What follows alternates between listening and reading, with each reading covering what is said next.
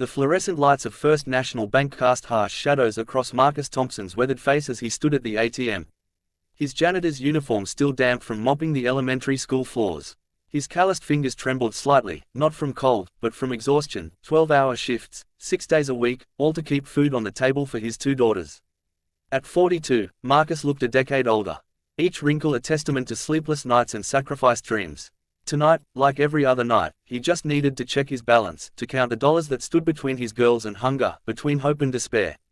He never imagined that this simple transaction would change everything, that the woman in the designer suit, waiting impatiently behind him, would see something that would shake her to her core.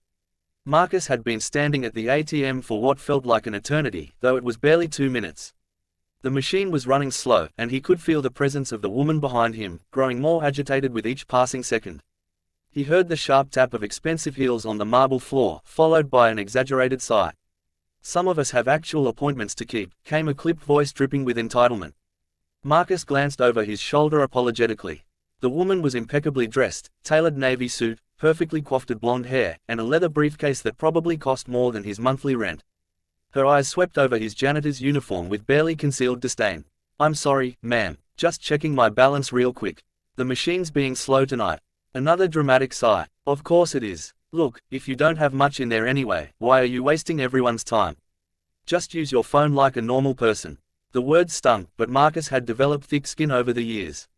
He'd heard worse. People looked at his uniform and made assumptions, assumed he was uneducated, lazy, or both. They never asked why a man spent his days cleaning classrooms and his nights working security at the hospital. They never wondered about the story behind the tired eyes. "Don't have a smartphone, ma'am. Can't really afford the plan," Marcus replied quietly, turning back to the screen.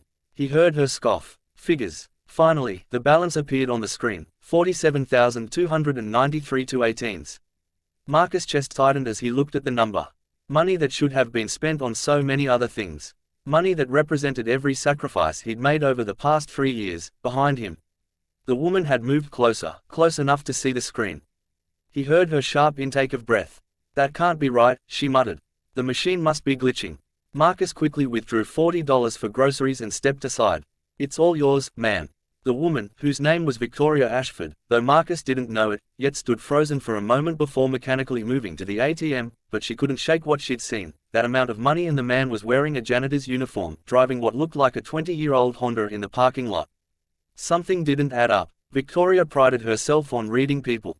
As the CEO of Ashford Industries, a mid-sized manufacturing company her father had built, she'd learned to assess character quickly, and her assessment of the janitor had been immediate, and she'd assumed accurate, struggling, probably in debt, likely making poor life choices.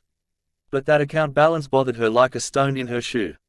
She found herself following him out of the bank, watching as he climbed into his aging vehicle. Professional curiosity, she told herself. Nothing more. Over the next week, Victoria couldn't shake her encounter with the janitor. She'd even looked up his name from the bank's exterior.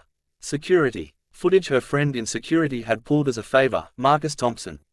A simple internet search revealed nothing remarkable. No criminal record, no social media presence, just a ghost living a quiet life. Her obsession grew until she did something she'd never done before. She hired a private investigator. Just basic background, she told herself. She needed to understand. The report arrived 3 days later, and Victoria read it in her corner office overlooking the city. With each paragraph, her chest grew tighter. Marcus Thompson, age 42, widower, wife. Teresa died 3 years ago from complications during childbirth with their second daughter. No life insurance. They'd been young, healthy, never expected tragedy. Medical bills had consumed their modest savings. Marcus worked as a janitor at Riverside Elementary School during the day and pulled overnight security shifts at County General Hospital 4 nights a week. He had 2 daughters, Maya, age 9, and Grace, age 3. But here's what made Victoria's hands shake as she read. For the past 3 years, Marcus had been saving every spare penny. Not for himself, not for a new car or a better apartment. The report included interviews with his neighbors, his co-workers, and the teachers at his daughter's school. Marcus is saving for Maya's education. One teacher had told the investigator. She's gifted, tested into the talented and gifted program. He wants to send her to a private school that specializes in advanced students, and he's saving for Grace, too, for when she's older. He says education is the only inheritance he can give them.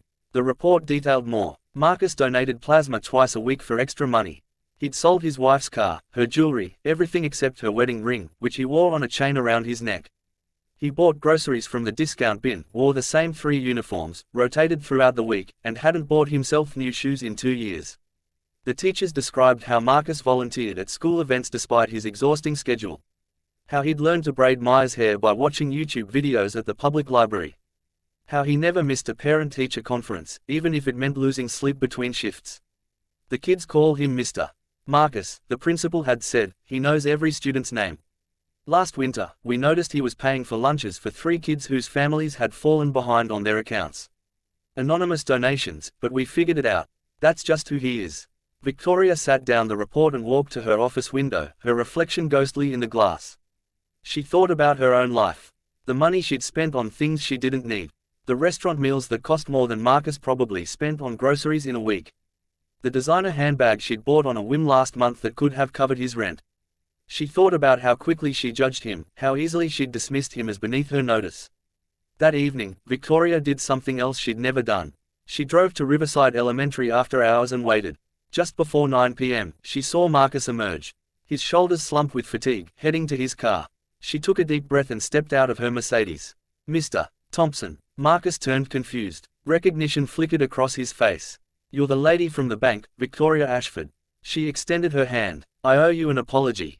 "Ma'am, you don't owe me anything. I was rude, dismissive.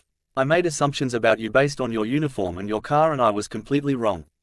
The words tumbled out. "I did some research. I know that sounds invasive and I'm sorry for that too, but I needed to understand and what I learned humbled me in ways I can't express." Marcus looked uncomfortable. "I don't need pity, Miss Ashford. That's not what this is." Victoria's voice cracked. "Mr. Thompson, I've spent my entire life around money.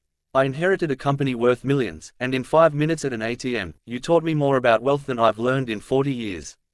You're richer than I'll ever be. Because you understand what money is actually for." She reached into her briefcase. "I'd like to offer you a position at my company. Facilities manager, salary, benefits, health insurance for you and your daughters, and a college fund for both girls. You'd work normal hours, be home with your children at night." Marcus stared at her, his eyes glistening. "Why would you do this?" "Because I need people like you in my company. People who understand sacrifice, who know the value of a dollar, who led by example." Victoria paused. "And because you deserve to stop surviving and start living. Your daughters deserve their father to be more than exhausted all the time." The tears Marcus had been holding back for 3 years finally fell. "I don't know what to say. Say you'll think about it. Say you'll let someone help you for once the way you've been helping everyone else." 6 months later, Marcus sat in his new office at Ashford Industries. A photo of Maya and Grace on his desk. He'd enrolled Maya in the private academy she'd dreamed of. He came home every evening to cook dinner with his daughters. He'd even started dating again.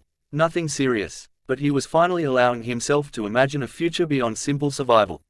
Victoria had learned something, too. She'd started a scholarship fund for children of single parents, established child care assistance for her employees, and begun volunteering at Riverside Elementary.